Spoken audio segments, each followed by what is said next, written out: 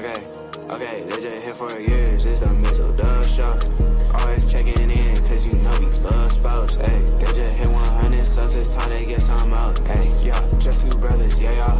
Come tune in, they got guests, they got others, yeah, y'all. Press it in chat, they got talks like no others, yeah, y'all. Cause it's a family up in here, we love each other, yeah, y'all. Let's see what they say tonight, yeah. It's the Mizzle show, yeah, the Mizzle show, yeah, Mizzle show, yeah, the Mizzle show. It's the Mizzle show, yeah, the Mizzle show, yeah, Mizzle show, yeah, the Mizzle show.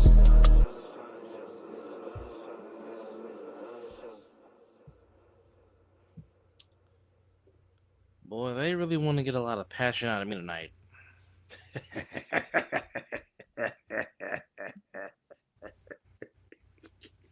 That's all I really have to say. Hey, the video looks straight now when we get to it. Yeah, but it'll still probably air sideways. Of course. But that'll be we'll chime in on that when we get to that segment. Yeah. Well, hi, welcome to 270. If you're watching from Mizzle's page on Facebook, that's the only page you can watch at because apparently Facebook wants to be buttholes again. So I can't connect to my page for at least maybe tonight. So yeah, there we go. So we'll get that out the way. But hi, welcome to episode 270 of the Mizzle and Dub Show. And we'll just get into it. I said this a couple of times tonight. Saquon Barkley is special. No, but we've been saying that since he was a Penn State Nittany Lion. 302 total scrimmage yards on 30 touches. 255 of that running on the ground, if you will. Wait, he had 255 rushing? Yes. 270-plus yard touchdowns tonight in Inglewood against the Rams. First play of the second.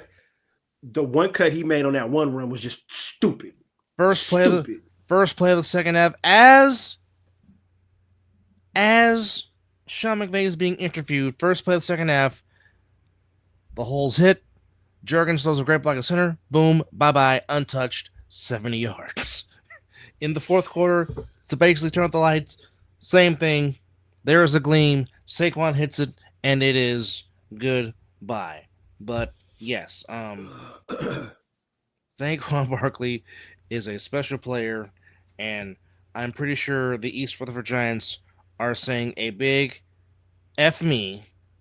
Why do we not pay this man? The whole front office need to be fired. I mean, you literally let this man walk just to cut Daniel Jones. You gave Daniel Jones Saquon's money. Clearly we can see who the better person is that they should have signed. Oh easy.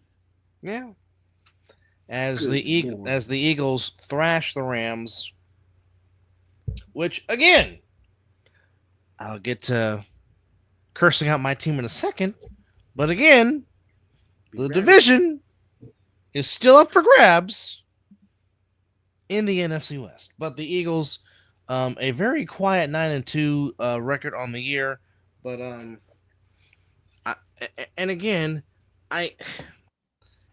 said this on my page. I'm like, how is it?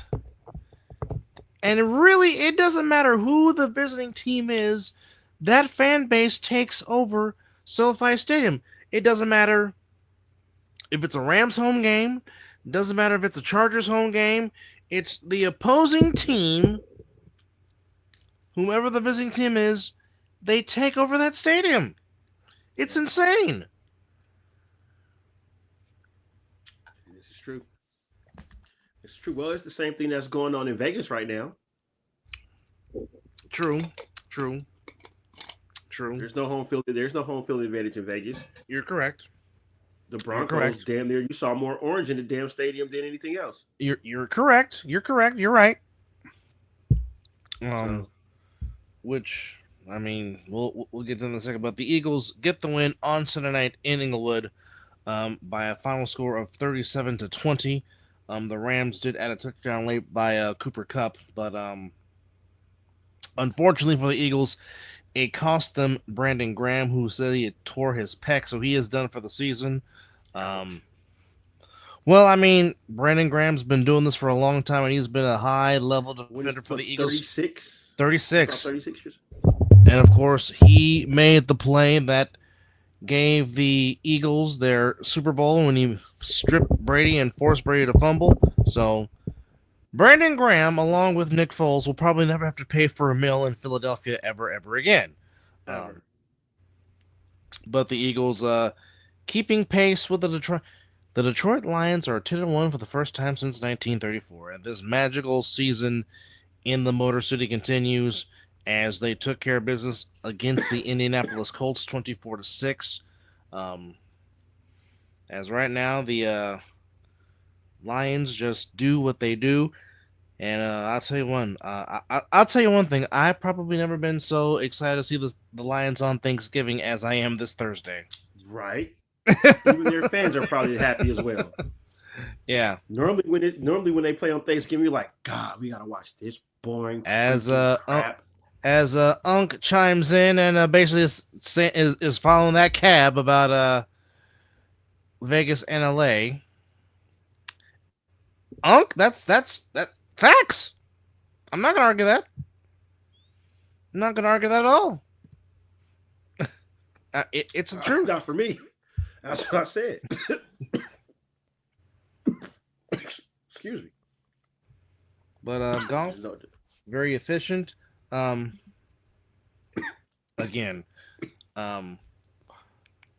well, today was the Jahmyr Gibbs show. As he basically say, David, you take the day off, save yourself for your former team on Thursday as you play the Bears. I'll take it today, which he did. 21 carries, 90 yards. Found the end zone twice, but Montgomery said, at least let me get one in the end zone, and he did. And the NFL is soft. They personal whatever they gave Gibbs for staring down the defender, he didn't do nothing. He just stared him down. No fun. Well, I guess. Well, you know what? They gonna make me do it. So basically. No, that's going to. But basically, if you do something like this, and I'm just looking at you, as Munchie is here on this picture. I'm gonna need that picture, and I'm gonna need it autographed. I'm gonna talk to Mr. Ask more about that one. He's like, I'm gonna frame this. Yeah, I'm gonna need that. That's going. I have a perfect spot for it too if it's the right size. Yes, it is going up in the man cave. Y'all don't understand. Munchie's my favorite player, man. And the meet him was just spectacular, So, well, oh God, he I asked him how many arrows he's going to shoot for me. He said, I got one. He kept his word. He gave me that one. It certainly was, Unc. It in every sense of the word, it was his show. As we said that, yes. He's that one. He's that guy. And it's shown. I mean, like I said, 26. He matches his jersey number on rushes for 200 for 2 double nickel and 2 TDs. Hurts was efficient. He threw the ball 22 times, completed 15 of them for $179. AJ Brown 6 for 109 as he just continues to just ball out, and that's even not having Devontae Smith, who is still recovering. Barkley had 4 catches for 47 yards.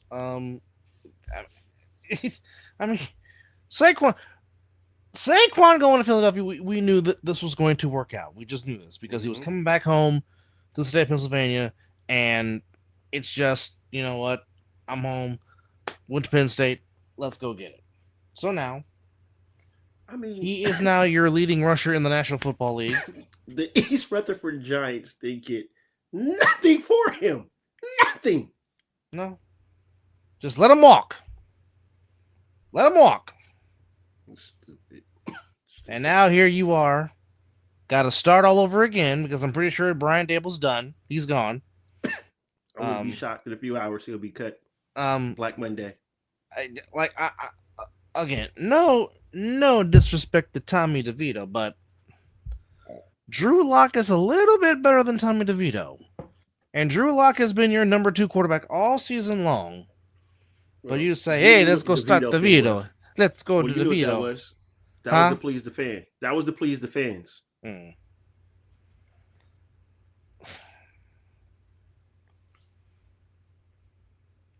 Boy, Unc is following that cab. He is following that cab this morning. Well, is he on a delay? Because didn't I just say that? He might. I don't know. Well, Unc, Forrest Gump made the quote that stupid is as stupid does. And, well.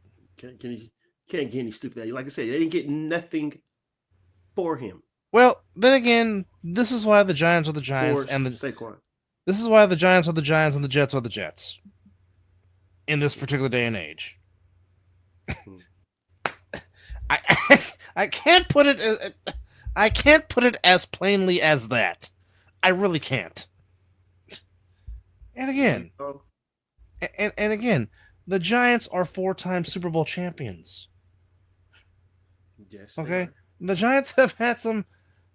I mean, the Giants by far have drafted some say the greatest defensive football player, even though Eagles and Packers will say, "Well, hold my beer," because Reggie White was just as dominant as Lawrence Taylor. And by God, there's not a wrong answer. Well, the team in Orchard Park can tell you to hold the tequila as well. Mm-hmm. They can tell you Bruce Smith was probably the best player in the NFL. So, but Los Angeles will say, "Hold on, we had a guy named Howard Moses Long Jr." So, well, wait a minute, because I mean, those 4 gentlemen that we just mentioned. Number 1, they all have a Boston Canton. Number 2, they all have a gold jacket. Number 3, only Bruce Smith was the only one that did not get to experience wearing a Super Bowl ring. But those 4 men, certainly in me and Mizzle's era of watching football, those 4 guys, 75, 78, 56, and 92, you had to know where they were at all times on that field, on the defensive side of the ball. You're like, okay, where are they?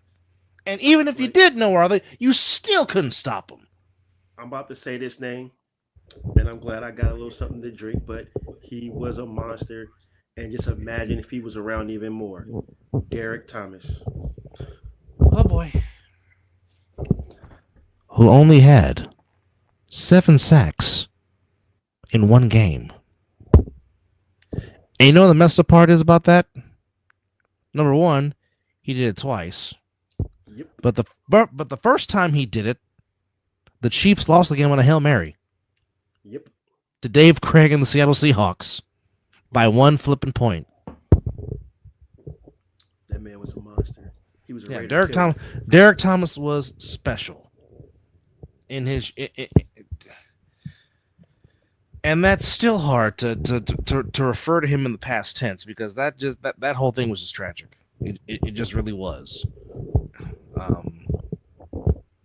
It just was.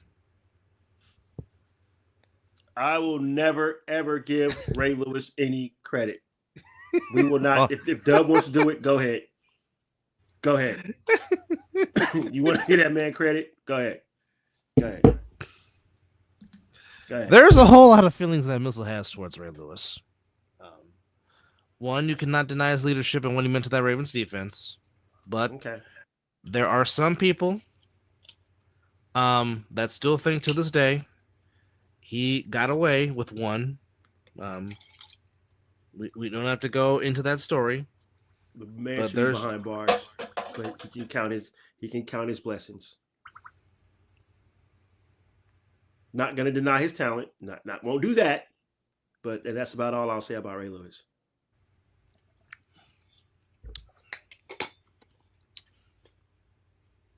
That's it.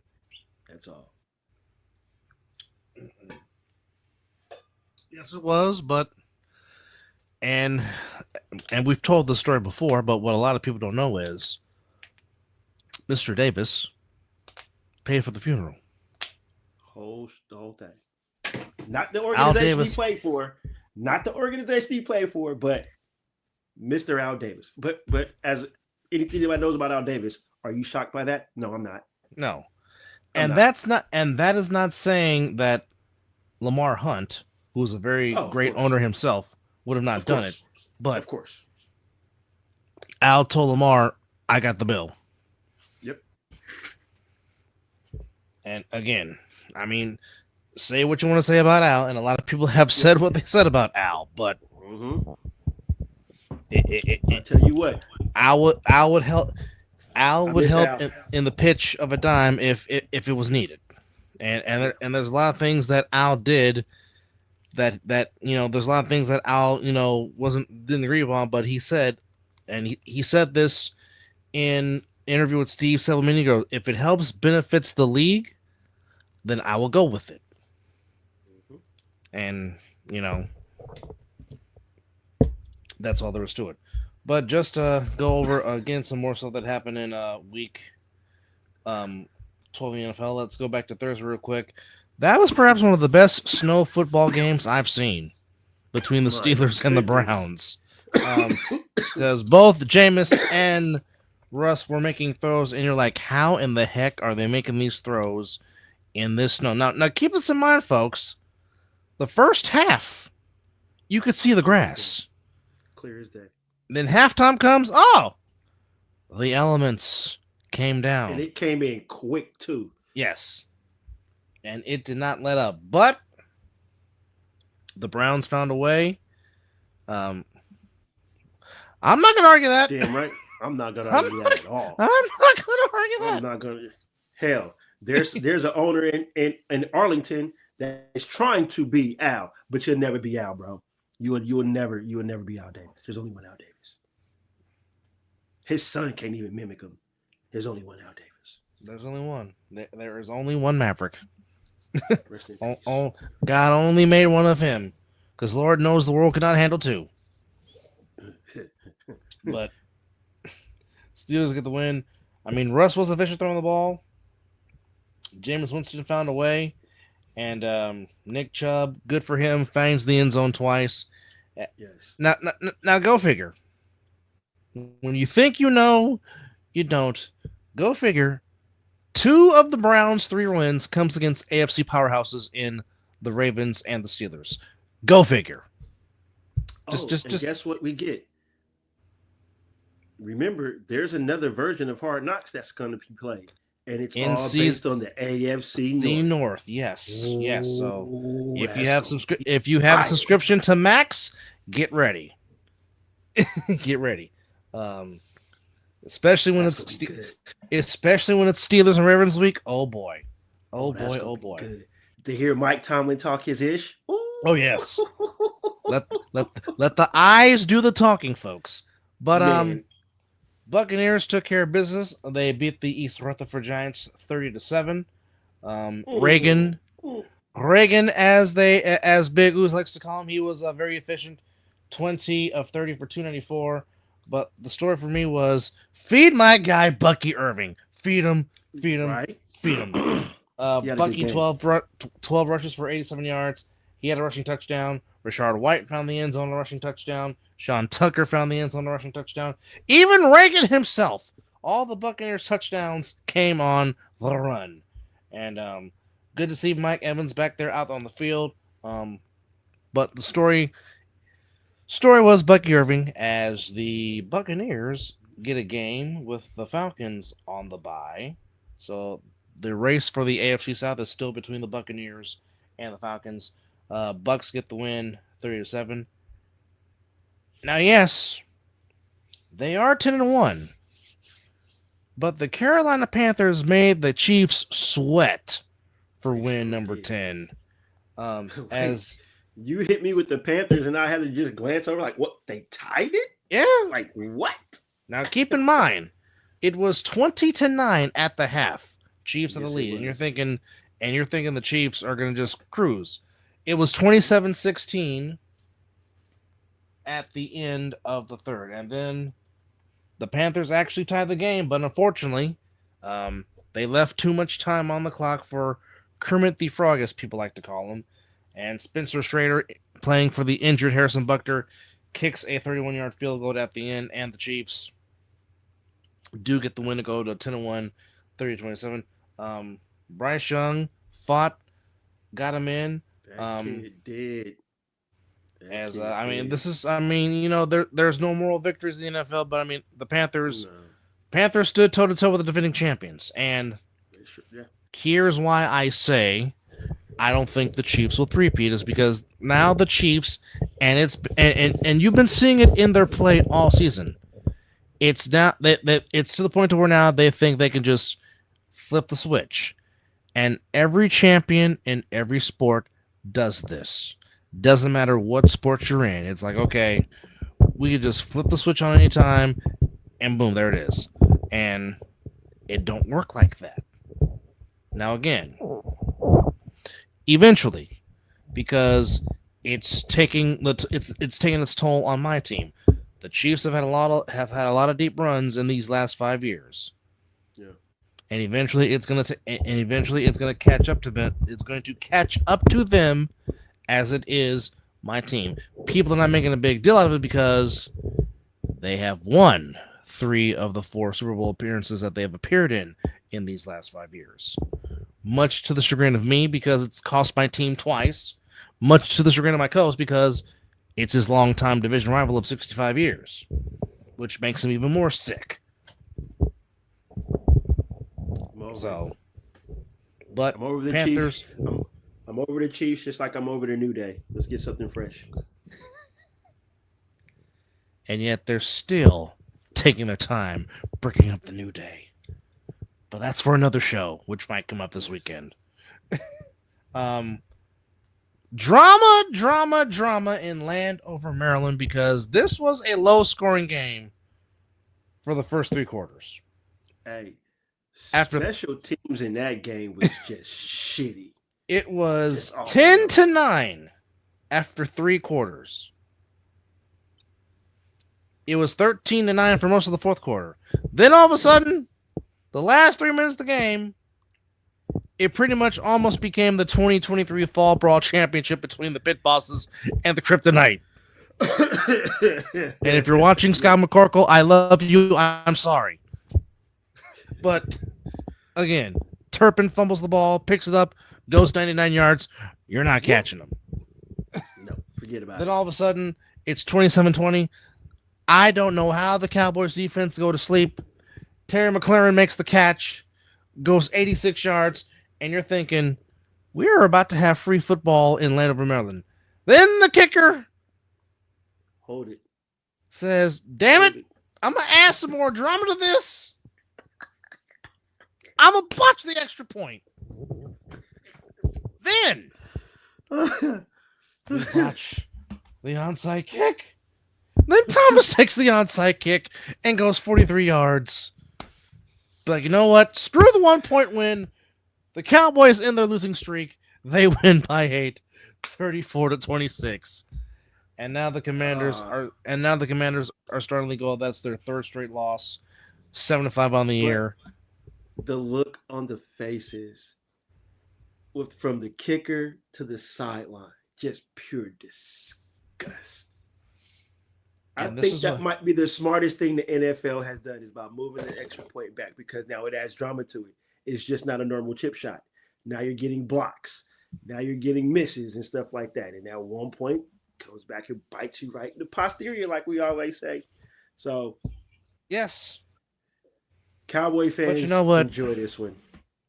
Good for y'all because y'all have suffered. But I just want to reiterate the fact. All 4 of the Cowboys' wins so far here in 2024 have come on the friendly confines of the road. They are still over home this season, which they might get their first home win of the season Thursday because they're playing the East Rutherford Giants.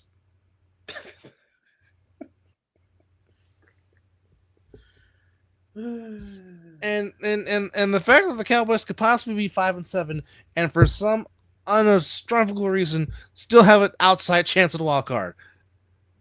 Week 12 was wacky today in every sense of the lettering and word. It was wacky, but the Cowboys get the win over the Commanders 34-26. And Rico Dowdle actually ran the ball well. 19 carries, 86 yards, averaging almost 4.5 a carry. Sedarius, 10 catches, 67 yards. As Cooper Rush was 24 of 32. Actually very efficient. 247, 2 TDs. They took care of the ball. Cowboys in the losing streak. This is where I took the L. I kind of went lone wolfed it. I actually picked the Patriots because I just didn't think Miami had enough. But the Dolphins said hold my beer as Tua throws 4 TDs. Jalen Waddle caught a TD. Jonnu Smith found the end zone again. And Devon A. caught one.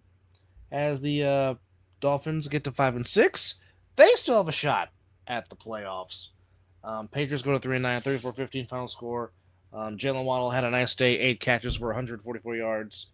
As we said, 29 of 40, 317 and 4 TDs.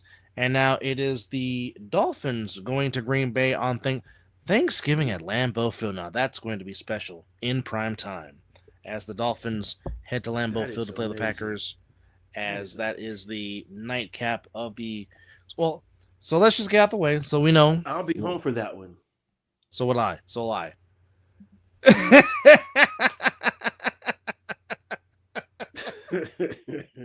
It might be already in the mail. The Christmas card. Let's say the Christmas card might be in the mail already. It might be in the mail with some extra cash. Because I mean, that man shanked the hell out of that kid. He was close.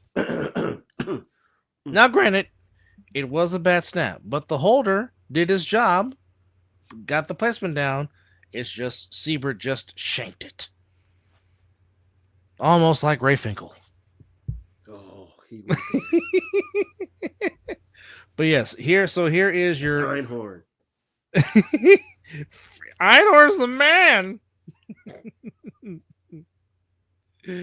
Oh, but here is your Thanksgiving lineup for this upcoming Thanksgiving, and let us be the first to wish you and your family a happy early Thanksgiving from the Mizzle and Dub Show.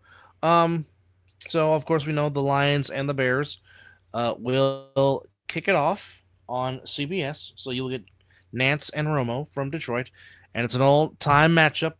The Detroit Lions and the Chicago Bears, Thanksgiving rivals and division rivals, as the Lions will try to get to 11-1 on the season. Then, of course, the Cowboys will be at home in Arlington taking on their division rivals, the East Rutherford Giants. Of course, the Thanksgiving matchup also, of course, pays tribute to the man that embodied Thanksgiving in football, of course, the legendary Hall of Famer, the great John Madden, being honored on all 3 games. The only man... No, he didn't do Thanksgiving for NBC. He was retired by then. But, of course, epitomized Thanksgiving in football. Of course, we call this the John Madden Thanksgiving football games. Then in the nightcap, at Lambeau Field, the Dolphins and the Packers. So there you have it. So those teams will get extra rest. And then Black Friday, we have the Raiders and the Chiefs from Arrowhead on Netflix. So they can buffer the fuck out that game. You might want to see that. No, they can't do that because you have the defending. No, you have the defending Super Bowl champions. Who gives a damn? I know you don't, but what I'm saying is you have the number 1 sport in the United States of America on your streaming platform. And if you pull off that same performance you did with Tyson and Paul, and you got NFL fans having buffering issues, Park Avenue, you are going to hear a lot of passion from passionate football fans. Yeah, especially the Raider fans, boy. Get a little crazy. It can happen. See, they messed up because they about to put an ass kicking on Netflix. Folks, the Tennessee Titans went into Houston, Texas, and punched the Houston Texans in the mouth. They did more than punch him in the mouth. And the look on D'Amico Ryan's face said it all when C.J. Stroud basically pulled a Dan Orlovsky and a Jimmy Garoppolo. I mean, that also, well, you know what? You know what, folks? Even that play deserves an honorary mention for him on the Scott Mitchell Award, folks. Oh. But I mean, Will Levis. We gotta have a theme song. Yeah, we gotta have some kind of a music. I think I have a beat that we can use it for. That's already on here. But Will Levis, 18-24, 278, 2 touchdowns, threw the ball well. Stroud turned on the ball over times. He was out there slinging it though. He was. Tony Pollard, 24 carries, $119, 1 touchdown. Calvin Ridley, 5 catches, 93 yards. Yeah. Nico Collins, 5 catches for 92 yards. But the Titans get the win by 5 to get their 3rd win of the year, 32-27. Texans at 7-5 still controlled their own destiny in the NFC South, even though the Colts are 2 games behind at 5-7. So I mean, we'll keep an eye on that. The Bears forced overtime against the Vikings, but the Vikings at the end on a John Parker Romo field goal get the win, 30-27. And the Minnesota Vikings, a very quiet 9-2 on the season, still in the thick of the NFC North race as they are a game behind the Lions. Caleb Williams had a good day throwing the ball, 32 of 47 for 340 yards and 2 TDs. Sam Darnold, 22 of 34, 330 and 2 TDs. Aaron Jones, 22 carries, $106 and a TD. Jordan Addison, 8 catches, 162 and a touchdown.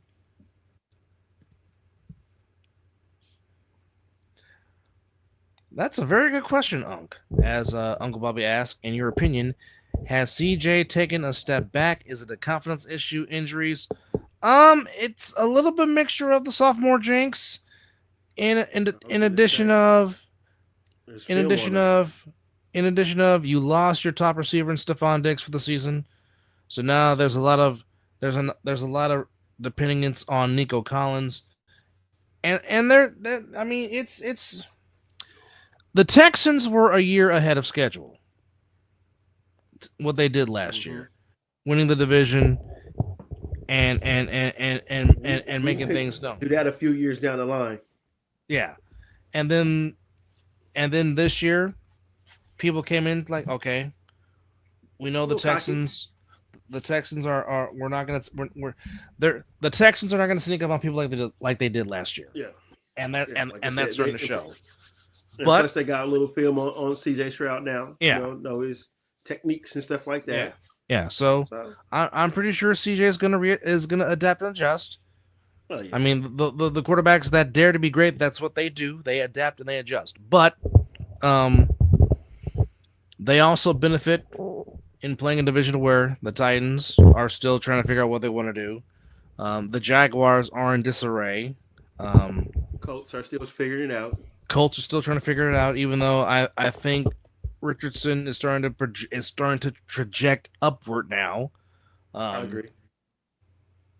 So, I mean, this could be a battle between the Colts and the Texans in the South for the next few years, depending on who Jacksonville gets as their head coach, because we know Doug Peterson he's already got 1 foot out the door.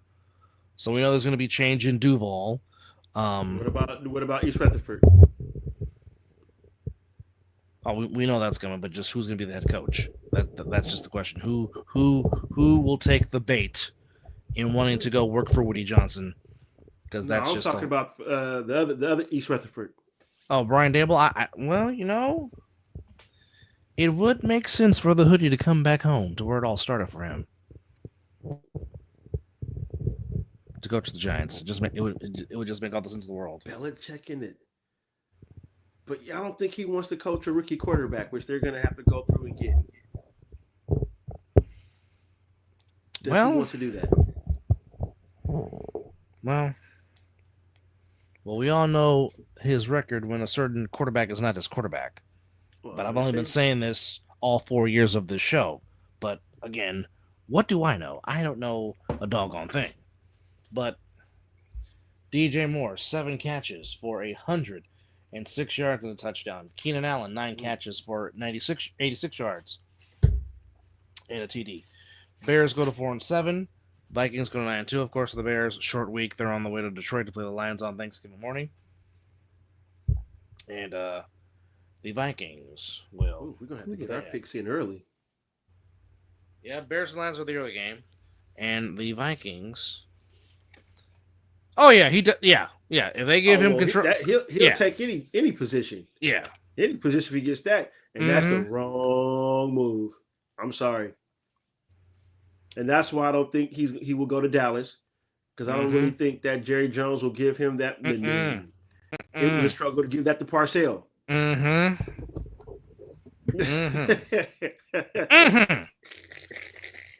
don't know how Parcells and Jerry Jones worked. I don't know how that happened, but it did. Quincy Carter, and that's what I'm gonna say.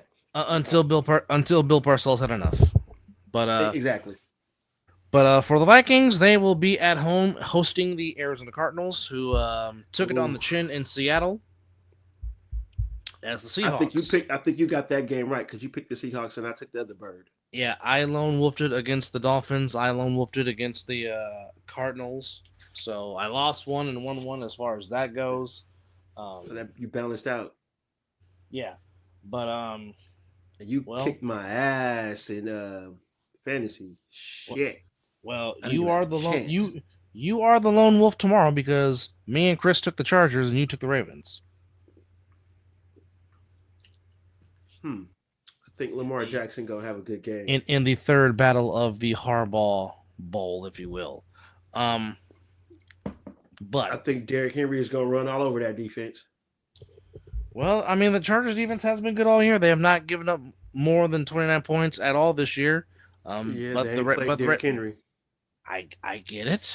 I understand it. The Ravens can score, but the Ravens were out of the end zone for most of the game last week, so we shall see. It will be a chess match between the Harbaugh brothers, as it always is between those two. Well, this game is at the bank, right? No, it is in Inglewood. Oh, so right now the grounds crew at SoFi Stadium is working double time. Right now. They get money.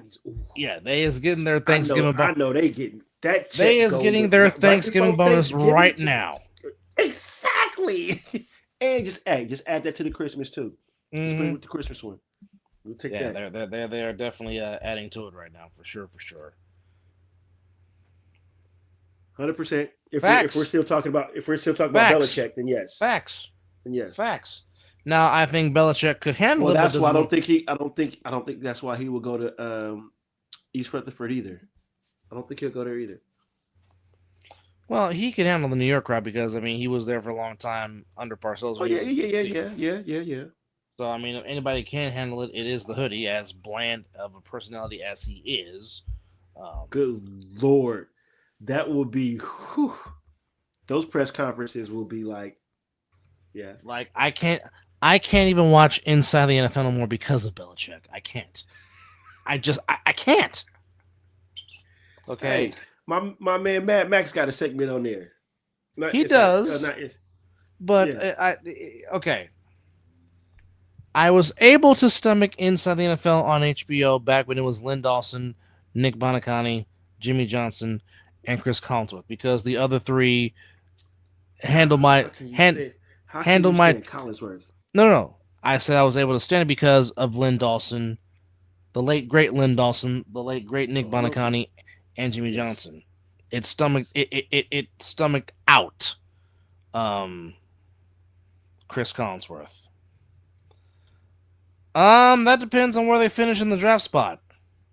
I mean, heck, our football team might not be. I'm not answering anybody who's trying to be a clown by throwing Oakland in there. I'm not answering. Well, heck, our football team might be right behind them for a high draft pick with the way it's going right now in Santa Clara. I'm about to say, how you gonna come up here and ask that kind of question when your team is just as shitty as mine? But so since we're talking about that, are you guys ready to eat Debo's contract?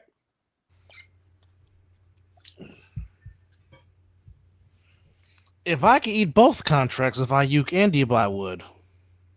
Well, You're not getting rid of it. You just signed. Again. That's not happening. Again, I mean,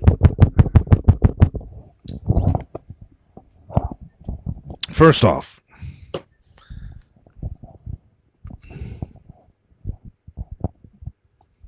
well, go ahead and with your rebuttal. I'm not talking to this guy tonight. Go ahead. What were you gonna say? Kyle Shanahan, you are the most stubbornest head coach I have witnessed in my 35 plus years of watching NFL football. And I have seen some very stubborn, hard-headed football coaches. But you, Kyle, a.k.a. B-Rabbit, you take the cake. Okay. All the respect in the world goes to Christian McCaffrey for even wanting to try and come back and play by going to Germany and getting the stem stuff done on his Achilles to do this Achilles tendonitis. But we all know it's not there. The legs are not there. But yet, you're doing what I fear that you might do, which is not still utilize Jordan Mason, who at one point in time during the season was the NFL's leading rusher. Now, before you decide to play him during garbage time of the game, his one run that he had went for 16 yards. But you, Kyle. Was that the best run for your team? Yes. But you, Kyle. You want to be stubborn and hard-headed as all get down. And you still want to try to establish Christian McCaffrey when everybody in Lambeau Field sees it. Everybody that's watching the game sees it. He can't hit the hole. But you don't want to put Jordan Mason in the game. You still don't want to use Isaac Guerrero in the game. Now, the Packers were letting them hang around. It was still 24-10 for a very long time. But the undiscipline of this football team just continued to rear its ugly head with the false starts. It seemed like every flippin' special teams play, there was a penalty. And special teams has killed this team all season long. The whole entire special team staff needs to be fired after the last game against the Cardinals. Because this is asinine ridiculous. The one time Tyshawn Rashawn decides he wants to actually do a football play on a kick return, comes back for holding. So again, we're starting deep in our own territory. On a punt return, Ricky Pearsall, another special teams call, starting deep in our own territory. So now the team is having to have to drive 90 plus yards to try and score points. The biggest problem in the game was that Brandon Allen was not the biggest problem in the game. And I know some people are asking, well, why didn't start Josh Dobbs? I don't know. I'm not the head coach. Okay? And supposedly, we did not know Brock was not going to play till literally Friday before the game. That is true. So, again, you're going to try and do, I mean, you can try and start Josh Dobbs, but it probably wouldn't be as effective to where Brandon Allen knows the offense for whatever that's worth. And there are some throws that he made. Tyshawn Raekwon. That went through your hands. The interception was not Brandon Allen's fault. It hit you in the wrong spot, as our dad would say. That you got to catch. The other pass, you got to catch that. Again, hit you in the wrong spot. Okay? That 4th and 2 play. Why are you throwing to McCaffrey? Why? Because if you look at that play, what do you think that he was throwing to McCaffrey for? I'm pretty sure if you look at the all-22, Jawan Jennings was becoming open in the middle of the field. Towards the end of that play. Going right now. But,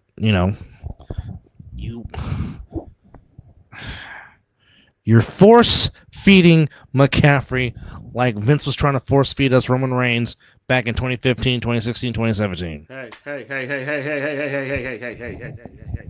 Don't you talk about my tribal chief right now. Hey. You stick to your knife. Hey. You were agreeing when it was going on. I was. And then you jumped on the train a few years later. But before you continue real quick, I want to apologize to Quan 5. I read the question wrong, and as I read in the comments and what he said, I want to apologize for how I did and what I said. I'm reading the question now, and I misread it the first time. So when Dub finishes his passion, if you're still watching, Quan, I will answer that question. My apologies. I will answer that, but I want to let Dub finish.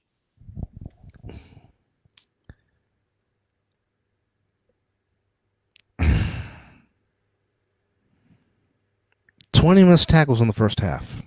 Oh, how many? 20. As in my name, as you see on the screen. 20 missed tackles. The Niners defense for a long time have been one of the best tackling defenses in football. And they couldn't tackle. Now, granted, Josh Jacobs is a very hard running back to tackle. He's one of the best at averaging yards after contact. He normally averages 5 yards after contact. He is very tough to bring down, which is why I said about the Cowboys missing Tony Pollard. Mm-hmm. Yeah. Mm-hmm. Yeah. They should have gave him money. Yeah. But I think he saw the writing on the wall, though. I think he saw something going on, and he didn't want to be a part of it. So and you can't fault him for that. Not mad at that. Can't fault him for that. He thought about his career, and he thought about it was a business decision. Can't get mad at that. Can't be mad at that. No. So you can bring him down, and then the fact that twice you have the chance to pick off the football, and you couldn't do that. Because, like I said, the Packers were doing everything to try and keep you in this football game. But you couldn't take advantage. You couldn't take advantage of it. Yeah. And I'm hoping they flex out of the Sunday night game because I don't want to see my team get embarrassed on Sunday Night Football in Orchard Park, where Bill's Mafia is going to be lighting up the tables and going through them. Devon get the tables? No. Oh, that's you guys got next, right? Yes, Orchard Park in the cold. In December.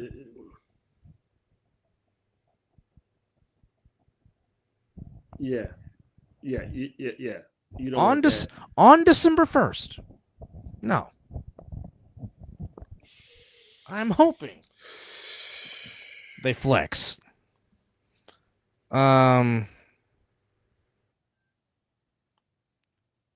Heck, you can flex out and put the dang Eagles and Ravens on Sunday night for all it's worth. Whoa. If my team got to take an ass kicking on Netflix, your team got to suffer the same.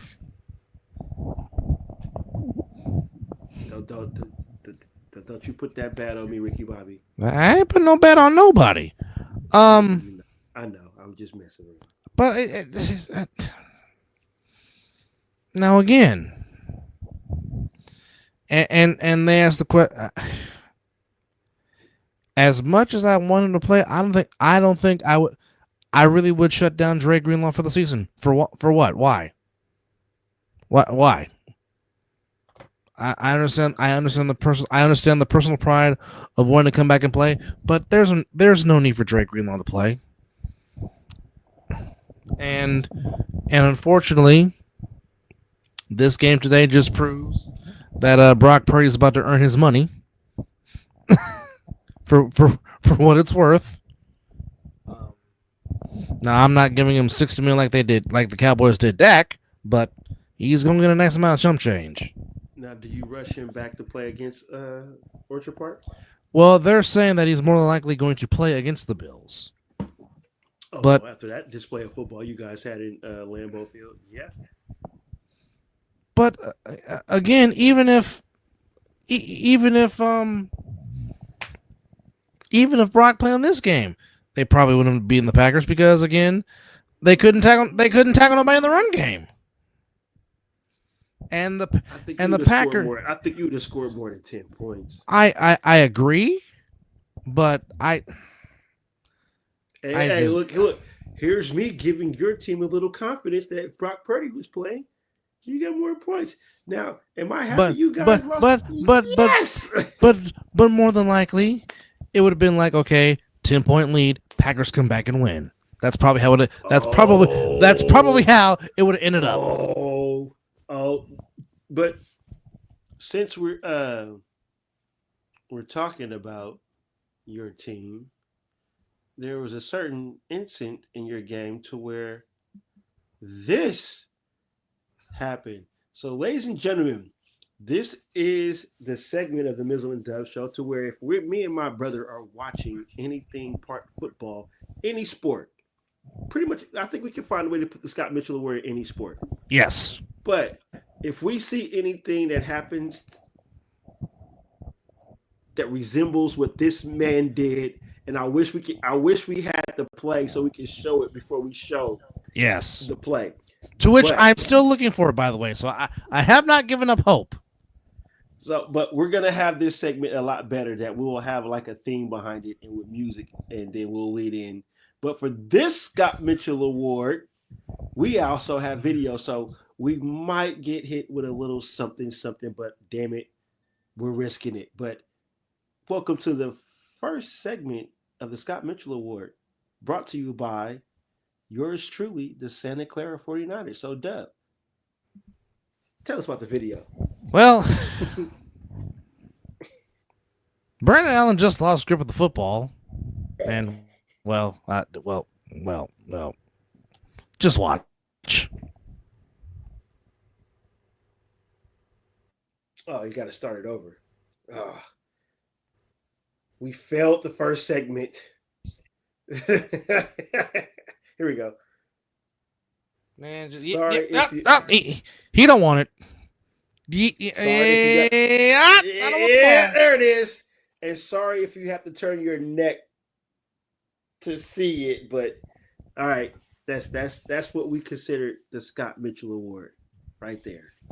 And we easily could have given it to Matthew Stafford because Matthew Stafford did the same thing in the Eagles tonight during Sunday Night Football. So there's that. Or there was also my team, Desmond Ridder. He had a Scott Mitchell Award. He had a moment. Well, we can also give it to the special teams of the Commanders because they had some Scott Mitchell moments for sure, especially Seibert, the kicker, who just pulls a right ankle. Einhorn. Nobody is not safe from the Scott Mitchell Award. No. Now. Oh no, we will toss that some bitch out anytime. So the Packers did what they were supposed to do. They're supposed to be the injured Niner team, and rightfully so, beat them 38-10. But if you would like to answer 5-9's question about who you would like for them to draft, the honest answer that I have for that is I don't know. I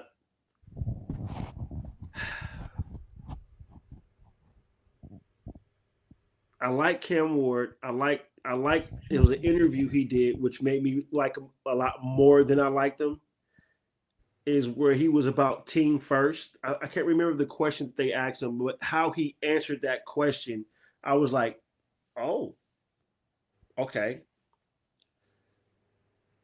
Shador has talent, but do I want that cockiness in my rookie coming to the NFL? I don't think so.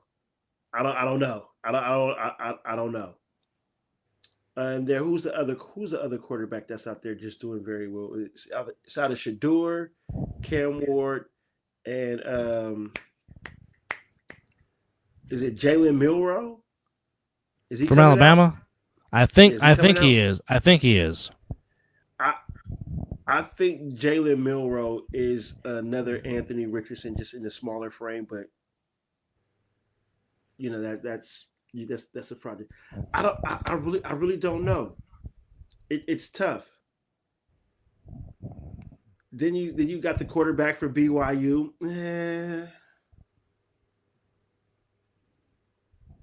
This is for this draft to be deep at quarterback, as they say.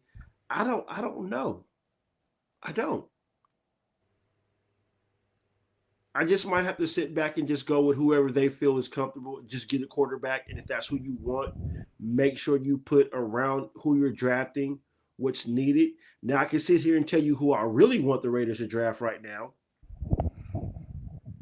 Is that damn running back from Boise State, Ashton Genty? You got GOT damn right. That's a simple solution. And I see you in the comments. Who are we talking about that gets humble real quick? Because I think he's talking about Shador. Yes. Oh, Milroe. He has more. He says Milroe has more experience. But yeah, he gives me that Anthony Richardson kind of feel. How do you feel about Quinn Ewers from Texas? Hell no. That's asking me if you want me to take your quarterback from Georgia. No. I wouldn't take Carson Beck. I think Carson Beck. How this kid has been playing football right now? He ain't seeing the field. He ain't seeing the field. Well, he looked a hell of a. He looked a lot better, but then again, that's playing UMass. But I'm about to look. See, thank you. I was just asking a question. Hey, wait. I think the only good quarterback that I think that could come out from Hookham is Vince Young. And he didn't last that long. Well, I mean, that quarterback that Colt McCoy. He played longer. Dart. Where's he from? From Ole Miss. Ole Miss? Mm-hmm. Yeah, that's a Lane Kiffin product. I don't know about that. I don't know about that. That's a Lane Kiffin kind of guy. And that's not taking a shot because he coached my team. It's just me watching Lane Kiffin. He's good. He's good in coaching college. That's why he's back in college and not in the NFL. But yeah, I don't know if he can trade. What about Nussmeier from LSU? All right, the kid got a little moxie. Yeah, a little moxie out there. But see, he's not. I don't think he's first round material though. You can get Nesper in like the second or third round. Third round is kind of, if he makes it to the third round, that's kind of. But that's not worth spending the first rounder on. I'm missing a quarter. Who was the three quarterbacks that we say that could be for the Heisman Trophy? It was Cam Ward, Genty, and who else? Genty, Cam Ward, and Travis Hunter. Yeah. Now see, that kid gonna be dynamic. Okay, so here's, I guess, your draft prospects as far as quarterback goes. Now, obviously, we talked about Shador. We talked about Cam Ward. We talked about Quinn Ewers, Jalen Monroe, Garrett Nussmeier, Carson Beck, Dylan Gabriel from Oregon, Drew Allar from Penn State, Curtis Rourke from Indiana, Cade Klubenek from Clemson. We just talked about Dark from Ole Miss, Riley Leonard from Notre Dame, who's 6'4". Drew Aller is 6'5". Yeah, this draft, the quarterback draft doesn't wow me. Brady Cook from Missouri, Noah Fifla from Arizona, Hayes King from Georgia Tech. I'm not going to mention USC's quarterback. Although Kyle McCord from Syracuse is intriguing. Yes. But wait, what? Bring Kiffin.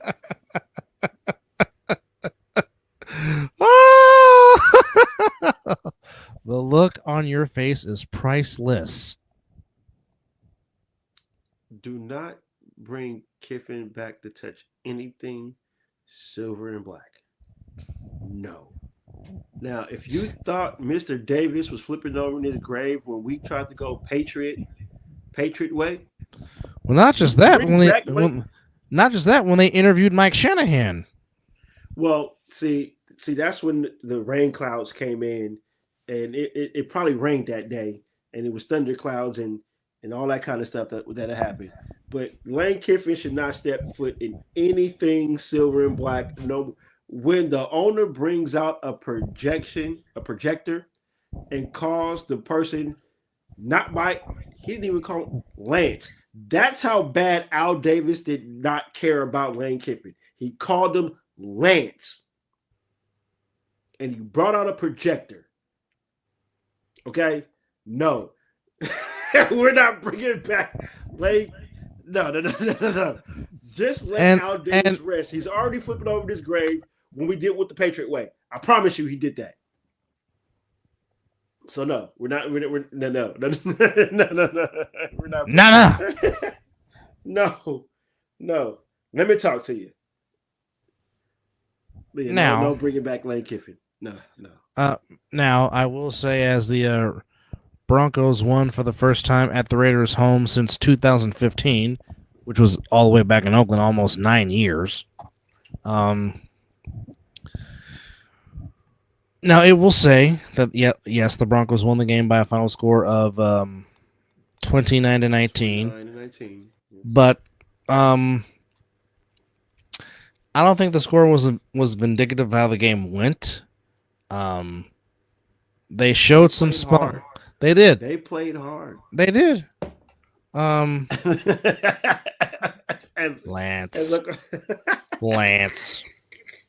But I just that think lets you know that Al didn't care about him. Because the Raiders have more total yards, Raiders have more first downs, but the 2 turnovers was the backbone. Bro, they couldn't stop Sutton. That too. Every 8 time catches. I looked up on wait. Every time I looked up on third down and it was a situation he had to pass, why we're not focused on Sutton? He didn't throw to nobody else but Sutton. But that catch in the end zone. Yeah, that was a good pass. Yes, Bo Nix has been playing a lot better. But are we shocked? No, because he's got a good coach in Sean Payton. Bro, name the coaches in the AFC West. Jim Harbaugh, Sean Payton, Andy Reid. And Antonio Pierce. 3 of the 4 have quarterbacks. Fucked. 3 of the 4 have quarterbacks. And they're young. And they're winners. And I think, 2 out of the 3 got Super Bowls, but Harbaugh has made it to the Super Bowl. Correct. We're fucked. Continue. But here's the problem for the Raiders in this game. You can't go 1 for 5 in the red zone. You just can't. Nope. And you can't keep settling for field goals. Nope. You've got to score touchdowns. Nope. That's how you win in this league. And you can't turn the ball over. You cannot. Bro, I think we're minus 22 now with those 2 turnovers. In the turnover margin, that very well could be. But Jacoby Myers had a nice game. 10 catches for a buck. I hope they don't let that young man go. 10 catches for 121 yards. Trey Tucker had a nice game. 7 catches for 82 yards. Brock had 4 for 38. AJ Cole throws a dart on the fake punt. Cecile McCormick had a good game. The practice squad edition. Yes. It's good to see Amir Abdullah. He had a decent game. Had a nice catch on the touchdown throw by Minshew. That was a nice pass by Minshew. One of the ones that he can really do. It was good to see the very next time that Dylan Labe got a chance. He did a good had a nice kick return. Yeah. It was also good to see Tyree Wilson. And you know what? Hold on. Okay, hold on. You know what? Oh, now he's about to tap. Oh, he's about to tap. Oh, baby. Raider Nation, you guys are being a little hard on Tyree Wilson. Okay. Man, had 4 tackles and a sack today. Yes, I understand that you think that he was not supposed to be drafted where he was drafted. But you also have to remember that this man has not had – this is his first full offseason to where he was healthy. The man had a sack last week. He had a sack today. He's been destructive in the backfield, making tackles. Give the young man a chance. I like Tyree Wilson. I think he will be decent for this team. I think he could be a more inside than outside. But he has been playing some good football the past few weeks. You can kind of see what the organization saw when they drafted him, like the side. He can get to the sideline. He will chase somebody down. And I love how him and Bo Nix was talking that shit.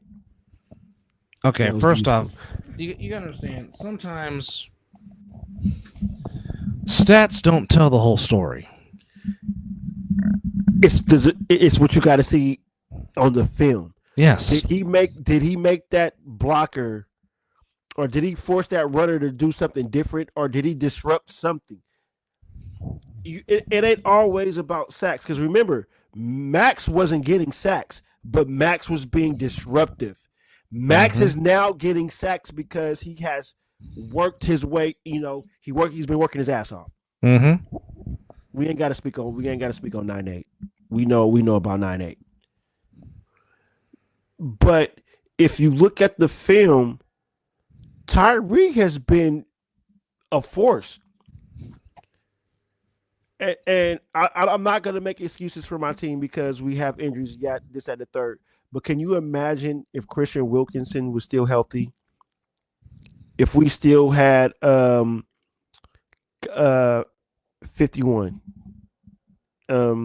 Kuntz. If we still have Mount. See, the pieces is missing. And I'm going to say, Raider Nation, we're being hard on AP. As me and my brother have said on multiple shows, this ain't his team yet. This is not his full. Yes, he fumbled on a few things, but Cliff Kingsbury was his first choice as OC. And it was and what was when the question was asked and you looked at AP, he thought Kingsbury was on board. But here and there, contract this, that, and the third, yada, yada, yada. Panicked, we get Getsy. Good Lord. We tried to trade up to get the quarterback. We didn't get it. So where I'm getting at is, let's not just Dan Campbell did not change the Lions overnight. His first year, I think they won how many games? 4? They won 3-13. 3-13. Thank you. I'm not trying to compare AP to Dan Campbell, but I think we're being a little hard on AP, given that he's still dealing with Josh McDaniels BS. So let's just see what he does next year. House is going to get clean. Scott Turner's not returning. I think Patrick Graham might get a head coaching position. But if not, I hope he returns as our PC because he's been great. Yeah. But get your guys in there first. Again, it's always year 3 is when you're supposed to see the fruits of your labor. Okay, this is his first full season as head coach. And here's another thing to back that up. How much turnover do you want this team to have? We have been rebuilding since they let Jack Del Rio go. Jack Del Rio was a good coach, and I understand what Mark was trying to do. We were moving to Vegas. He wanted a big leading the team to go to Vegas, so you go get Gruden. I understand. He was trying to get Gruden to come back for years since he took over the team. But there was no reason to fire Jack Del Rio. The only downfall that I have about Jack Del Rio is he let Derek Carr play. 2016. That's his only downfall. Me and Pop, we said this on the show multiple times. Me and Pop was at that game. They were playing the Colts. They were winning. They were this, that, and the third. I looked at Pop. You want to get a head start? Pop was like, I think we good. We got the train station. And you hear that whole stadium go, oh. I'm like, oh, that shit don't sound good. Another fan walks to the train station with her. Derek Carr is out for the year. That was it. So that was the last time I think that we had a excitement in, well, maybe Rich Bisaccia 2021. Rich 2021. Bisaccia, yeah. But the moment got too big for Derek Carr and he couldn't perform. Even with that pass that he threw, it did not reach the end zone, which we had to get to. Correct. So I think AP is okay. I think I'm saying this on top of because I'm sick and tired of firing coaches and pushing the franchise back even more. Give AP a chance. Rome wasn't built overnight, so let's just give. No, it wasn't. Let's see what he does. Let's just see what he does next year. Let's just see now. Now, here's the thing. What I say with this, there will be no excuses next year because you're going to literally clean house, and now you can literally build. Him and Telesco can really build in whatever vision that he is trying to build. You're going to be drafting in the top 5. Unless, like we said, how Chris felt about the Cowboys winning today. He was happy but pissed off. So let's just see where the chips fall. Let's just see where this offseason goes. I mean, you're going to get Christian Wilkins back. I don't know if Epps is on the contract next year. I would love to have Epps back because he was a good focal point on that back end. Maybe they go younger because Moore was playing good. Palomalo was playing good as well. They need the draft. They need to get corners because, well, no, Jacorian Bennett is, I think, going to be the staple. I don't know what they're going to do with Jack Jones. Just sign Malcolm Kuntz. Here we go. Sign Malcolm Kuntz, sign Robert Spillane, and then do whatever. So right now, if we're just playing hypotheticals, Jaguars are on the clock. They don't need a quarterback. Giants are 2. They don't need a quarterback. Raiders are 3. We need a quarterback. So right now, here's your projected free agents: Nate Hobbs, Malcolm Kuntz, Cody Whitehair, Robert Spillane, Marcus Epps. Sign. Okay, so start over again, and I'm going to say sign and don't sign. Projected 2025 free agents: cornerback, Nate Hobbs. Definitely sign. Edge rusher, Malcolm Kuntz. Tag or sign. Offensive guard, Cody Whitehair. Yeah. Linebacker, Robert Spillane. Sign, and I think he'll sign if it's reasonable. Safety, Marcus Epps. Please come back. Unless we're trying to go young. Patriots 4, Panthers 5, Titans 6, Jets 7th, Browns 8th, Saints 9th, Bengals 10th. And of course, with the win that made Chris mad, pushed the Cowboys back to 11. Bears 12, Colts 13, Dolphins 14, Buccaneers 15, Rams 16, my beloved team 17. I'm definitely re-signing Dre Greenlaw. Yes. As much as I love Elijah Mitchell, he can probably go because he can't stay on the field. I'll make Jordan. I'll ride with Mason and Garindo to be my 2 and 3 behind McCaffrey. What are you doing with Debo? Trade for some draft capital. Again, okay. The Jets. How much of that contract are you willing for your team to eat? Because I don't think you're gonna get what my organization pulled off by trading Devontae Adams, because we shipped his whole contract.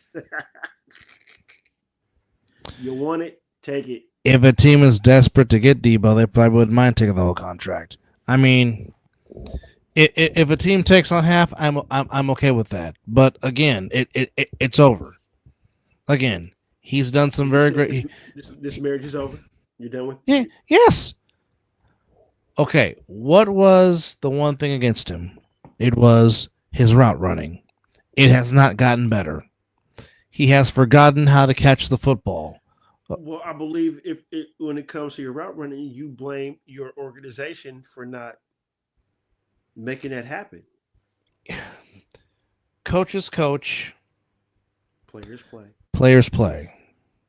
100%. Okay, because I'm sorry. But you coach to your players' ability, correct? Correct. But also but again, if you want to be known as a great wide receiver, you have got to learn how to get separation when you're in man-on-man coverage. He could not do that in the Super Bowl. The same thing with Brandon Ayuk, and that's why they drafted Ricky Pearsall. I'm about to say that was none of your receivers that was in the Super Bowl. It wasn't just Debo that couldn't get separated. I said him and Ayuk. Oh yeah, no. Yeah. I'm sorry. Okay. I guess I might have worded that like that wasn't the only person that was getting separation was Jawan Jennings, and Jawan Jennings is not a fast runner. But he can do what? Run routes. And running routes, he may not be the fastest. Well, hell, Jerry Rice wasn't the fastest motherfucker on the field, but guess what he can do? He knows the route tree. There's a reason why Michael Irvin calls him Jesus in cleats. Okay, you mean to tell? Okay, now I'm sorry. You can have all the speed in the world. If I was a wide receiver, run routes. Hi, Mr. Rice, Mr. Owens. Can we go run some routes? You got Hall of Fame wide receivers at your disposal. Okay? If I'm playing quarterback. Hi, Mr. Montana, Mr. Young, Mr. Garcia. Yeah, can we work on some throws, work on some quarterback mechanics? You know I got three all pros and 2 Hall of Famers and 2 Super Bowl MVPs that if I need to know about quarterbacking, I can call. You know what's crazy? I think right now, if there was like a 3rd and 5 situation where it was a situation, I think Jerry Rice can still get a 3rd and 5 right now. He can still run a slant better than most receivers today. And he's in his 60s. I don't disagree with that statement. Jerry Rice can probably get me 4 catches a game right now.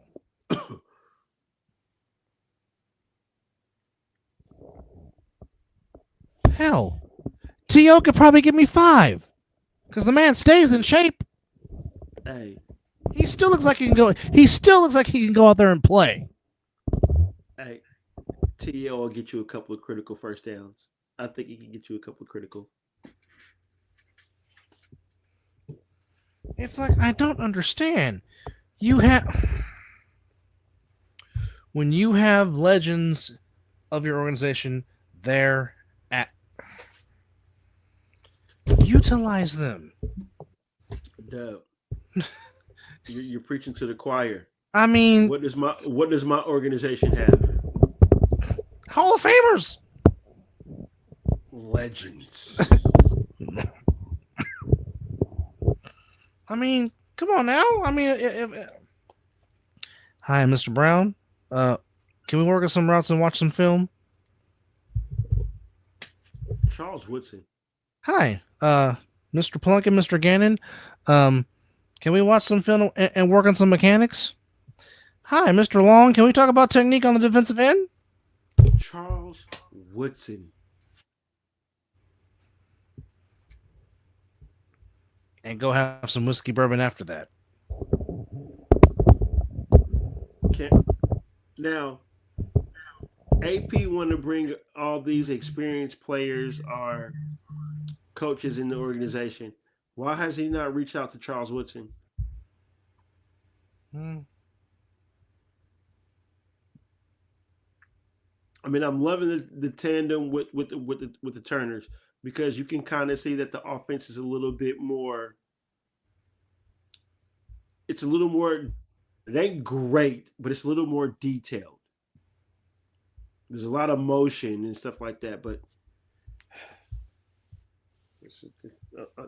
football is over for me, and basketball is half over me because the Warriors are doing stupendous, which is like, but it's that damn team in South Philadelphia that is just pissing me the F off right now. And guess what happened in South Philly, bro? Paul George got hurt. No. He got hurt. He whatever. No. What happened in South Philadelphia? Enlighten me. The fans were booing. Oh, they were being themselves. They were being Philadelphia. Got it. Well, today, the Celtics beat the Timberwolves in a good game, 107-105. Back and forth game. That was a good game. It was a duel between Mr. Edwards and Mr. Brown. Edwards AE had 28. Brown had 29. Tatum had 26. White had 19. Dillingham had 14 off the bench for Minnesota. Randall had 23. Gobert, 10 points.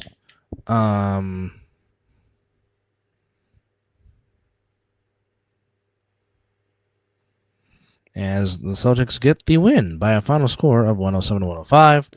So that puts Boston at 14-3, Minnesota at 8-8. Across scores, the Pacers beat the Wizards 115-103. Miami in overtime gets the better of the Mavericks 123-118. As Jimmy Bucket scored a season-high 33 for Miami to lead them back to victory. Kyrie had 27 to lead Dallas. As Dallas is missing number 77 on the floor. As PJ Washington had Jimmy Butler wearing a Philadelphia 76er uniform. Oh boy. Hero had 18, Bam had 19-11, Burks had 15 off the bench, Larson had 14 off the bench for Miami. As the Heat go to 7-7, Mavericks go to 9-8. Clippers come into Philly and lay the smackdown 125-99. Clippers are 11-7.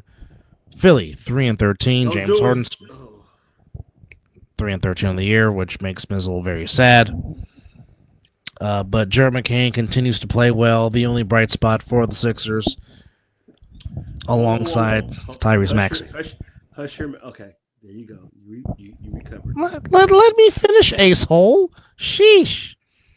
Raptors back on the winning, or the Cavaliers back on the winning track, 17-1 on the season, as they beat the Raptors 122-108. And the Brooklyn Nets said there will be no beam lit in Sacramento, as the Brooklyn Nets get Yes. the win 108-103. As Cam Thomas. Do you know they like that beam even when they're on the road and they win? Yeah, I know. I do know, yes. Cam Thomas had 34 points to lead Brooklyn. De'Aaron Fox had 31. As the starting five was in double figures for the Kings, but the bench only had 9 total points. And all that came from one guy.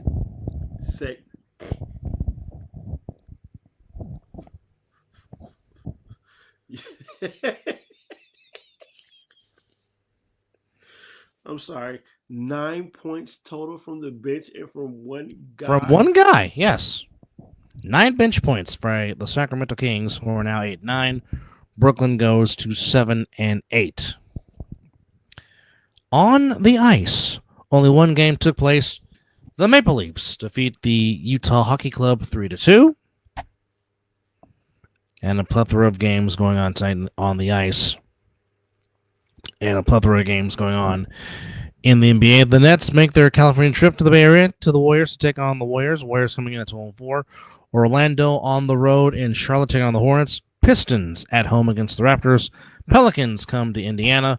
Mavericks go to Atlanta. That game you can catch on NBA TV.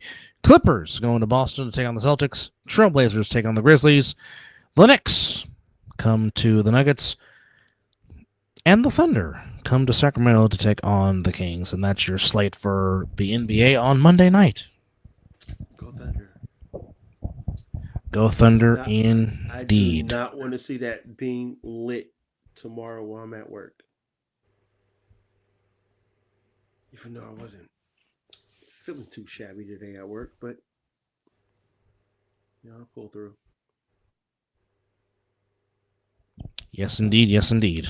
Oh my goodness, there was a lot of disrespectful dunks in all forms of sports and basketball. Yeah. I mean, you sometimes you just get posterized. But I love the Raptors court with the original Raptor logo. That should be their permanent home court look for the rest of the year. Are we talking about the Damon Stoudemire's? The Damon Stoudemire's, the Vince Carter's? Yes. Well, I think it was more Damon Stoudemire before it became Vince Carter. Because Damon Stoudemire. You're correct. You're correct. You're correct. It's more Damon Stoudemire. Matter of fact, you are correct. The Grizzlies and the Raptors came together in the league, right? Because same year, absolutely. The Grizzlies at what was Big Country was there. Yes. Yeah, Big Country was there. Byron Scott was a part of that original Raptors team. Mike Bibby originally was a Vancouver Grizzly. Matter of fact, I had a starter. You remember the starter jacket I had, the Grizzly one? Mm-hmm. I liked the Vancouver Grizzly colors. I really did. Yes. I love their colors. Even the Raptors get up was nice. Yes, absolutely. Basketball in the old Maple Leaf Gardens. A lot of history in that building. Didn't Tracy McGrady don that old school jersey too? Yes, he did. So did Vince. But yes, T-Mac did wear that jersey also. Yes. Vince Carter should have been a Warrior. They drafted him. I know. Do you know? I know. Do you know the Al Davis fist pump that I was given when they said Vince Carter? Given that I'm a Tar Heel fan, Now, what? Even they're doing what? No. Even with that, Antoine Jameson was a solid Warrior for the time he was there. I said solid. Yeah. He's not Vince Carter. But this is when we had. You know what's sucky? What? They both went to the same college. Yeah, they were teammates. They were Tar Heels. And I was like, we did what for? Okay. I wanted Vince Carter, though. Oh, we all want Vince. Antoine, You're okay, but you're not Vince. But like I said, this is when the Warriors had incompetence in their front office. Needless to say. You see what happens when you get the right people in the building? Yes. You just go off and win titles. Because some of the draft picks that they had, I will never understand. Bro, they had wait. They also had Tracy McGrady.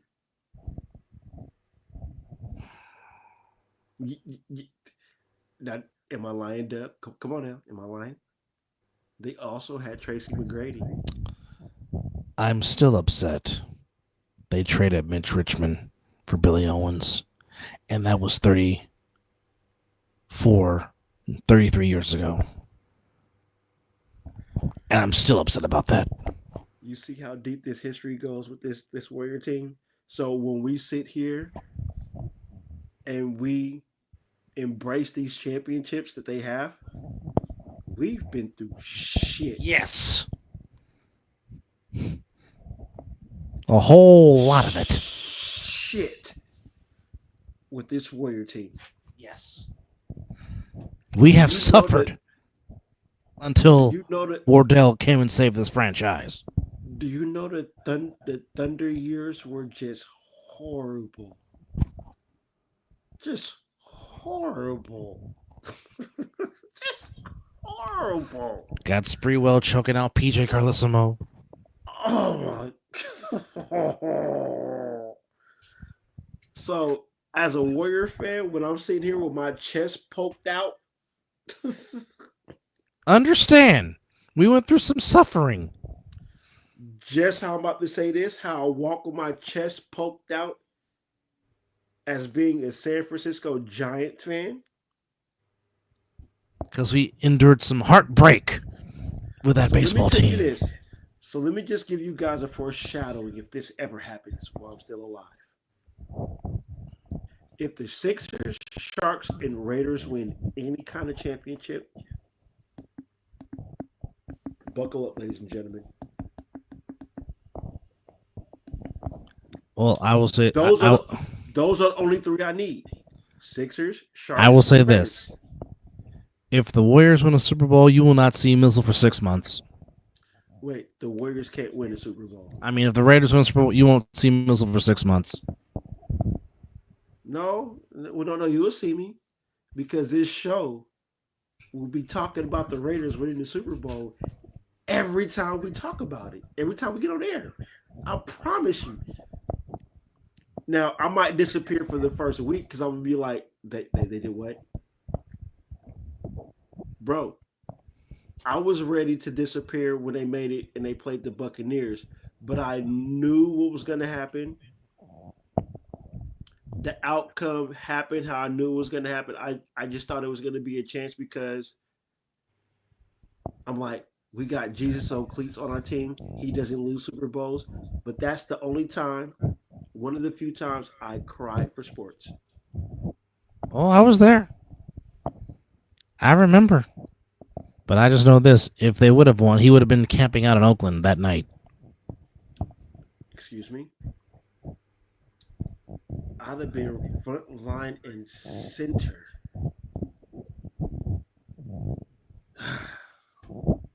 But only for the fandom that I have, I'm blessed that I've seen 3 World Series wins, 4 NBA Finals. I've seen my Seminoles win it. I've seen my North Carolina Tar Heels win it. I just need the Silver and Black to do it. I need the Sharks to do it. And if there's now the Raiders and Sixers, you're gonna hear my mouth.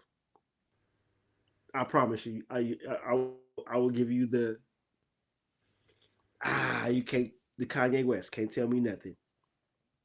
The Sharks win it. That might be the first time that I'll ever buy a authentic hockey jersey. Raiders win the Super Bowl. I'm getting every piece of merchandise that you can ever print. A T-shirt just won't do it. It will be a T-shirt, hoodie, the Sports Illustrated, whatever they do. I'm getting it all. Give it to me.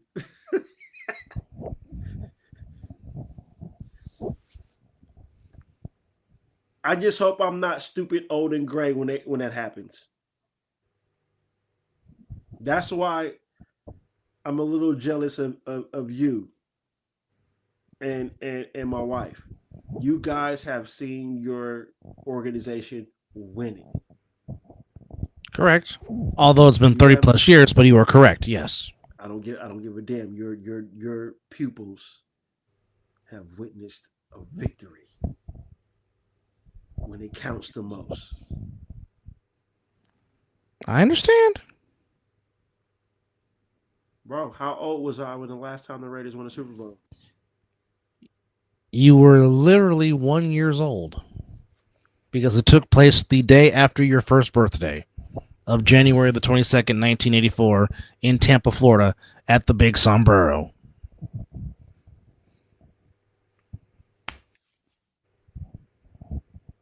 And I get asked the question, why are you a Raider fan? Hello. I just didn't. Well, first of all, you have to meet the person that introduced me to this organization. And there's been a story on this show where I sit here and said I could have been a Niner fan. At one point, Pops was a Niner fan because my grandmother, a good portion of my family are Niner fans. Yeah, but Roger Staubach and the Cowboys kept breaking hearts, and Dad was basically like, "F this," and went to the dark side. But we would have never gotten the great story that him and Uncle Bobby have told us about the Sea of Hands game in the 74 AFC Divisional Playoffs between the Raiders and the Dolphins. Where was our dad at? And what was he saying that the film, you have to look quick. He said, I was on the field. If you see a red jacket with an afro jumping up and down, that is me. And then Uncle Bobby confirmed it. So Yes. dadgummit, we have to find some footage of this game and try to find Dad. Because Dad said it. Uncle Bobby confirmed it. So now we must find it on film. But yeah, Pops was on the field at the Oakland Alameda County Coliseum for the Sea of Hands game, of course. Clarence Davis making the ridiculous catch. And again, I still don't know how Ken Stabler's knee did not hit the turf before he released the football. But that was one of the all-time great playoff games in NFL history. As the Raiders said, Dolphins, there will be no three-peating for you. Don Shula, you guys go home.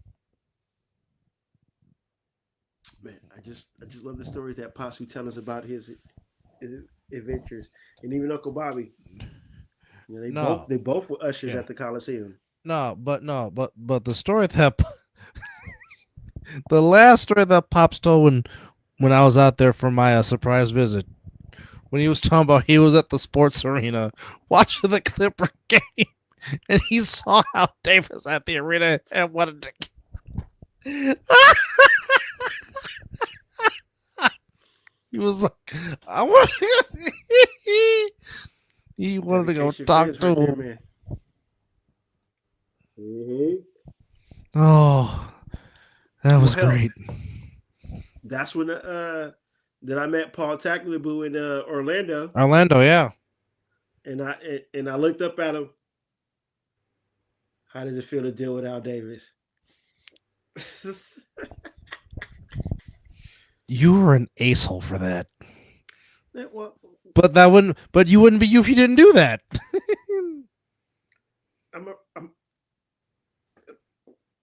Come on now. Hey, at the time of my at this age, he still would be taller than me. But at that age when I met the commish, holy shit, bro, you're tall as hell. On TV, you're different. That's how I felt looking up to Mike Tice. Bro, he's a house. I can imagine what he looks like. Like here's Mike me. Tice is a house. Like here's me and Scott. I'm on the mic. Oh, hi, Coach.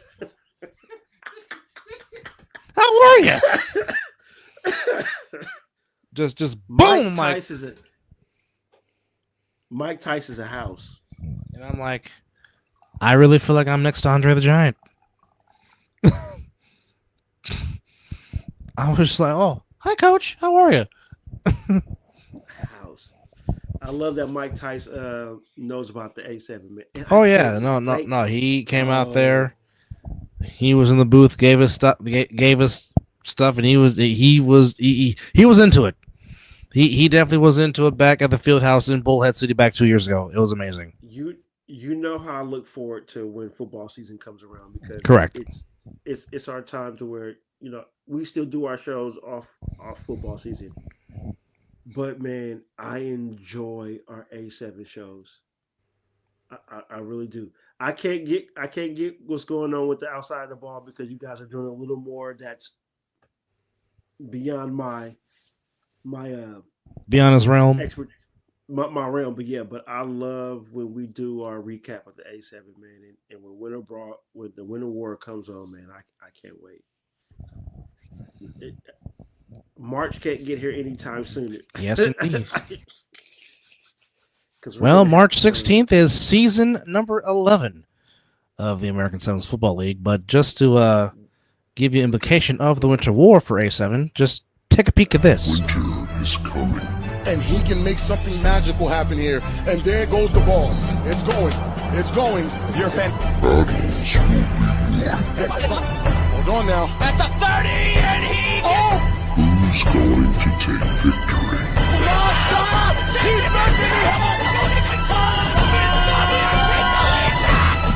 and that's what championship points matter. It's time for war. Do you want Which again? what was not shown in this video? But if you see a picture or anything else, is that my co-host / brother was at that game and saw that. When a certain move was made, you see my brother does this. Oh, the interception. I'm fist pumping galore. I cannot wait for the A7 to return, bro. I cannot wait, because I think we're gonna get more play.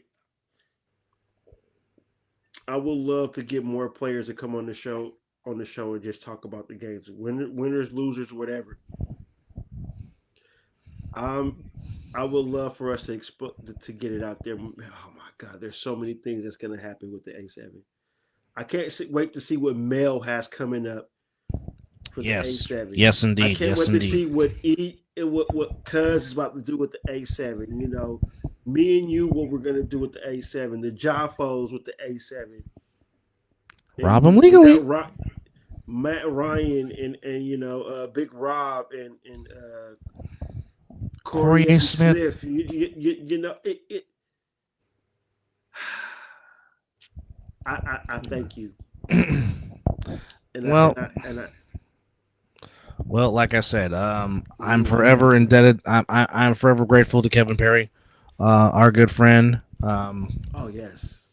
Because, like I said, it's because of Kevin I got to meet Derek Duncan. It's because of that I got to be involved in this thing that is the American Sevens Football League. To which, again, the Winter War starts in January, and if you want to sign up, there. And he can make something magical happen here. And there goes the ball. It's going. You're fantastic. Battles will be won. Hold on now. At the 30, and he Who's going to take victory?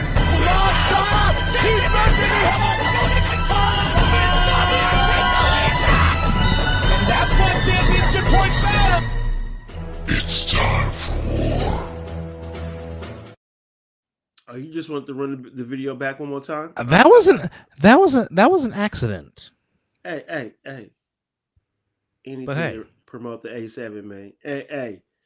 Shout out to Donye, man. He really was him on that day. For sure. He was. Absolutely. But if you want to sign up for the Winter War, all you got to do is scan that QR code. It will take you to a7flnv.com, and you can sign up. Gives you all the information that you need. Sign up for what teams to play for, and you can see what this no pad, no helmet, 7-on-7 tackle football league is all about. Hey, it's entertaining watching on TV, but it's more exciting when you're there. And hell, I've only been there one time, but I've been associated with it for a minute. But that one time I was there, you got to hear the physicality of smacking. I mean, they really do smack, and again, this is with no pads and no helmets. And you're hearing just hearing brute force. Yeah, well, of course, injuries happen when you play any kind of sport. Correct. But A7 is real safe. I like what's going on with it. No, I think this year is going to be. Yeah, so we will be back at Matter Academy for the Winter War, and again for wait. But you guys are going to be where? Back in the booth, back in the box, Ooh, back in the I cannot wait to bless back that booth. in the booth. So you won't hear me saying, "Well, I think the ball is spotted at the 32-yard line." I'm not sure. No, it's actually the 30-yard line. So here we go. Second down and 5. Is there going to be enough room for you, the Viking? And Mr. School Rock himself. Well, considering it was built new, I'm pretty sure there will be. I'm pretty sure we won't have something distracting our view. I can't wait. You guys better have plenty of room for me because I'm coming out there. Mizzle's gonna be out there with the A7 in 2025. Well, it's real. Well, there you have it. And I think there's some Maui Invitational games today. I think. Really? Well, I know it's starting April, so that I do know. So we're at the islands. We're traveling. Yes, we are going to Maui. Wait a minute. Jason Tatum shot 8 for 21. Yes. Yes. Ooh. That's disgusting. Oh, Ooh. This is going to be a very loaded Maui Invitational. Oh my goodness. Okay, so now this is just top 25 matchups, but we got number 2 UConn at 4-0, playing 4-0 Memphis. That's in the Maui Invitational. That's at 11:30 a.m. on the Deuce. Then later on in Maui, we got number 4 Auburn undefeated, taking on number 5 Iowa State undefeated. That's in the Maui Invitational. That's at 6 p.m. on ESPNU. Then your beloved Tar Heels take on the Dayton Flyers. That's the nightcap, 8:30 p.m. on. That's a check game. Yeah. Dayton coming in at 5-0. Of course, Carolina coming in ranked 10th in the country at 3-1. So, yeah, some good stuff. Good stuff going on. And, of course, the nitty-gritty when it comes to college football, certainly in the top 25. Of course, Georgia Tech takes on Georgia. Good old clean fashion hate game. Boise State takes on Oregon State. Colorado takes on Oklahoma State. Ole Miss takes on Mississippi State in the battle for the egg. SMU is already going to be appearing in the ACC championship game, I believe.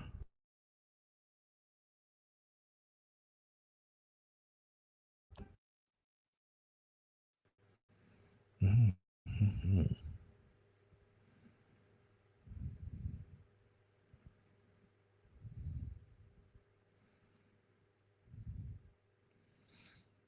And I'm just coming towards the nitty gritty in college football. As we got the Battle for the Fremont Cannon, to which I will be there live in person. It's my first Fremont Cannon battle in many, many moons. But I will be there for UNLV and Nevada. Of course, UNLV has a chance to get their 10th regular season win for the first time in a long time as they take on UNR.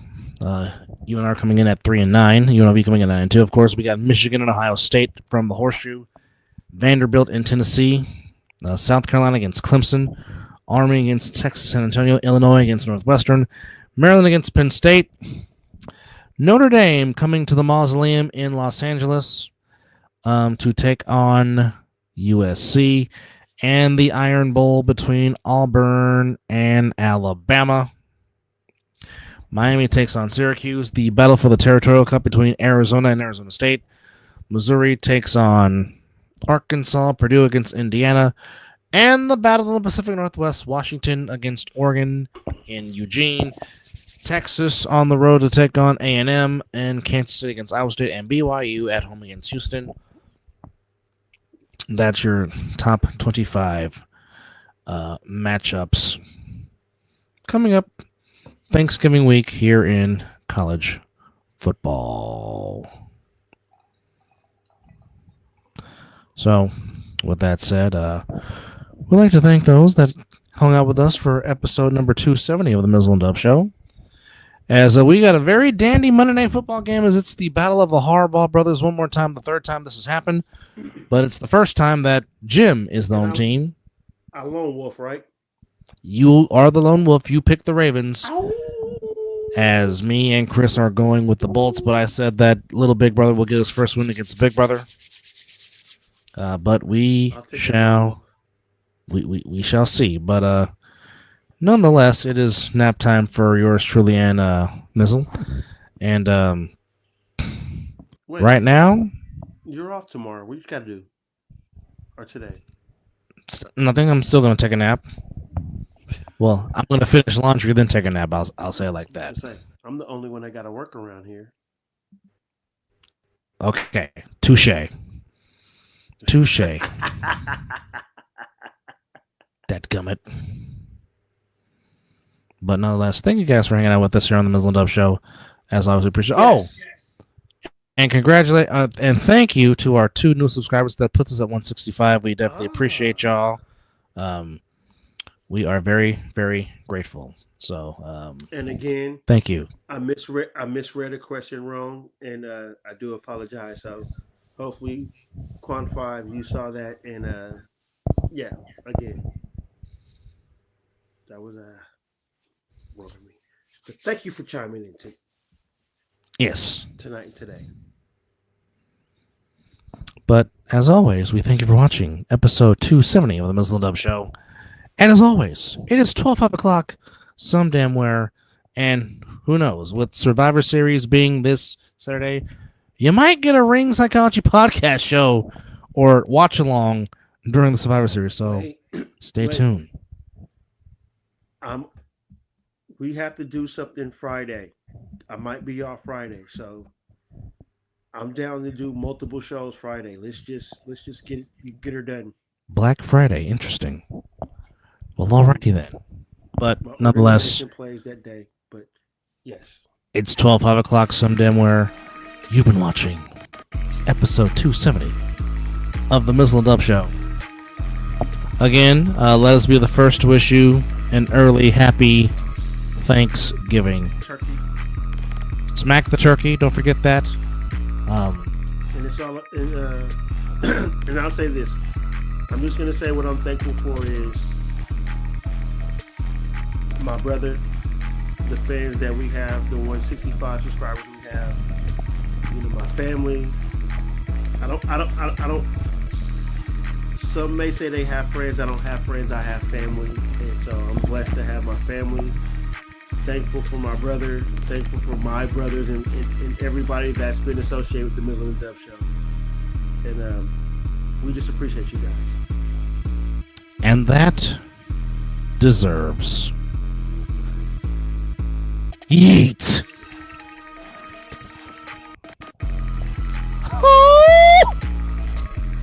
As the Super Dope Beatmaker takes us home. Enjoy Ravens and Chargers tonight on Monday Night Football. Who happens to be my son and his nephew. Take us out, kiddo. Super Dope Beatmaker. Oh, yes, indeed.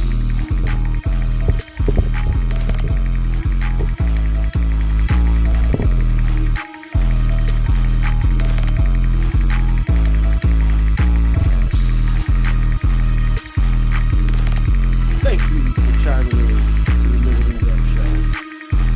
Stay safe.